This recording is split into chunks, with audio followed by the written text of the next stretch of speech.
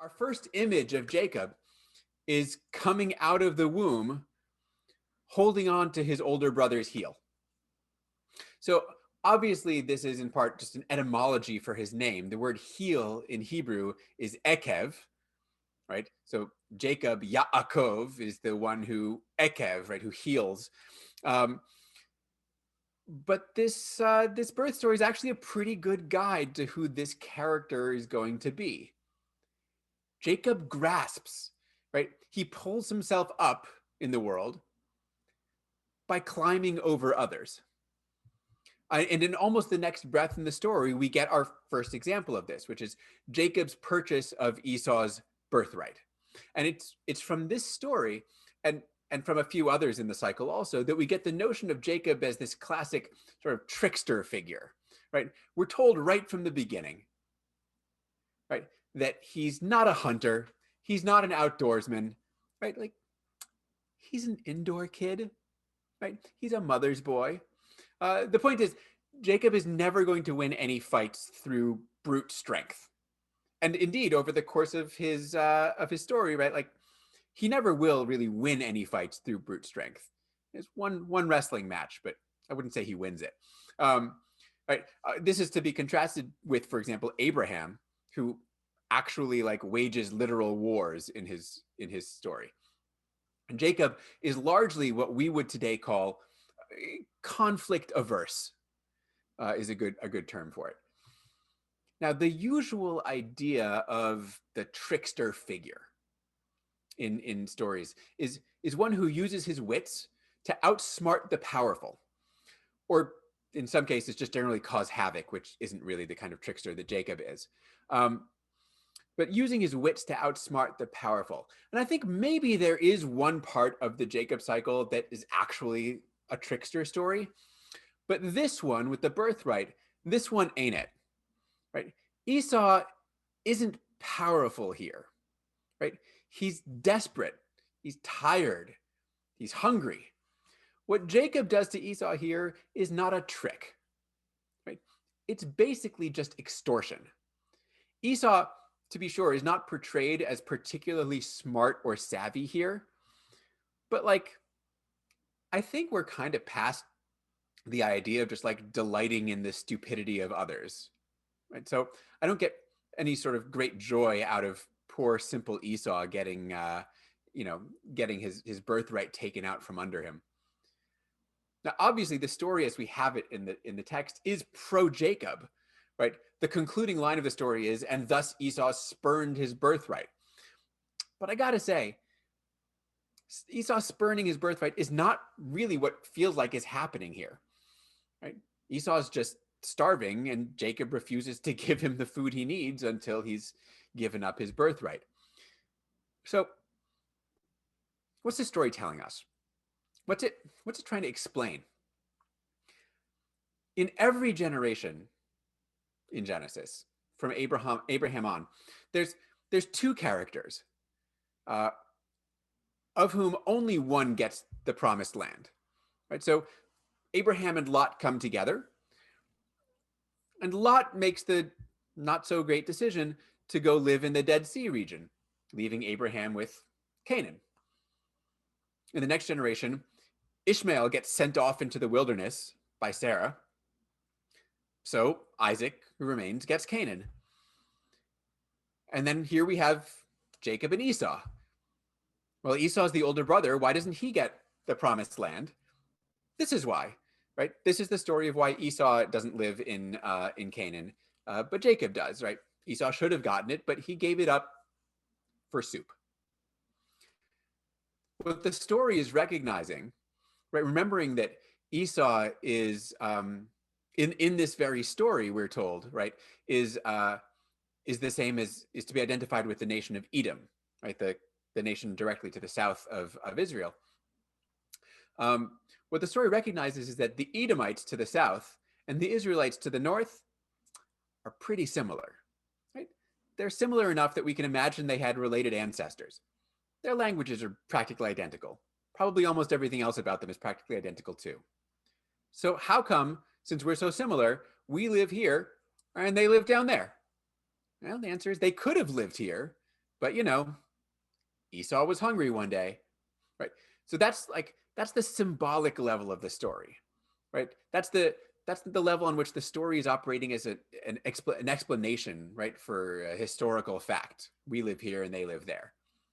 So okay, I understand it on that level, but on the level of the narrative, it's just a story about a nasty younger brother who like steals something from his big brother, extorts something even.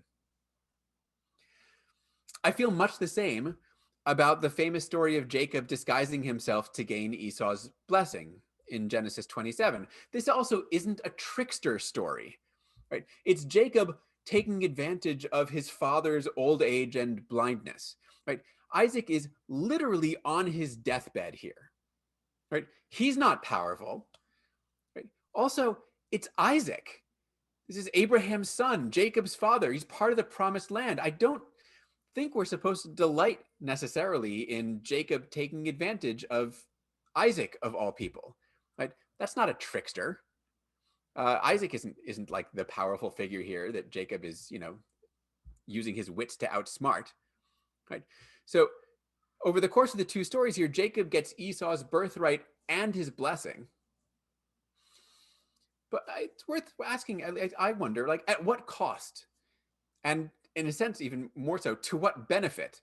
So a quick reminder, neither the birthright nor the blessing that Jacob takes from Esau are actually particularly useful in the story we have in Genesis, right? So we can back out for just a second. We just talked about this a little bit, but what's the birthright? Right? Birthright is priority in terms of inheritance, right? The eldest brother gets the best land. That's terrific. What land does Isaac have to bestow on his children? Jacob gets the birthright and then spends the rest of his life moving around. He doesn't inherit a damn thing in terms of land. And what's the blessing? The blessing is the father's predictive word for the child's future. These were meant to have real world effects. You can think back, right? We had Noah blessing and cursing his sons back earlier in Genesis. And later on, Jacob will offer his own blessing on his 12 sons in Genesis 49. And there he will describe their natures and their territory, the tribes they'll become. And the idea is Jacob's words authentically determine the future.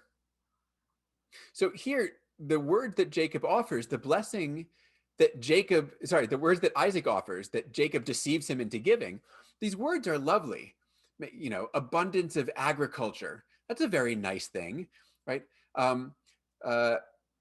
Mastery over your brothers. And we might all pause for a second and think, brothers, plural, right? Like, there's only one, as far as we know. What do we make of that?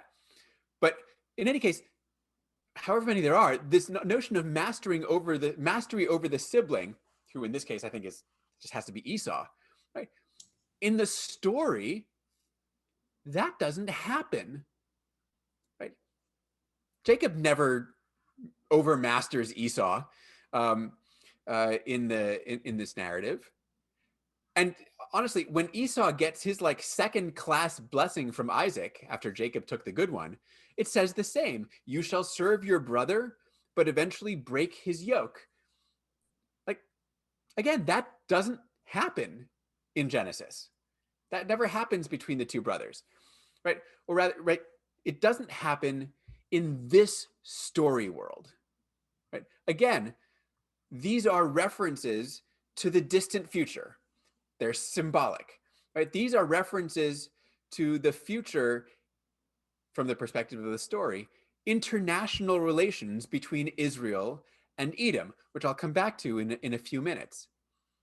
And these symbolic references, right, that understanding that this is actually about something else, those obviously inflects our reading. But I want to suggest that we should be careful about how much it inflects our reading. There are two things happening at once here. There's a story and a symbol. The text, clearly to my mind, is a sort of coded explanation for historical events. but it can't just be that.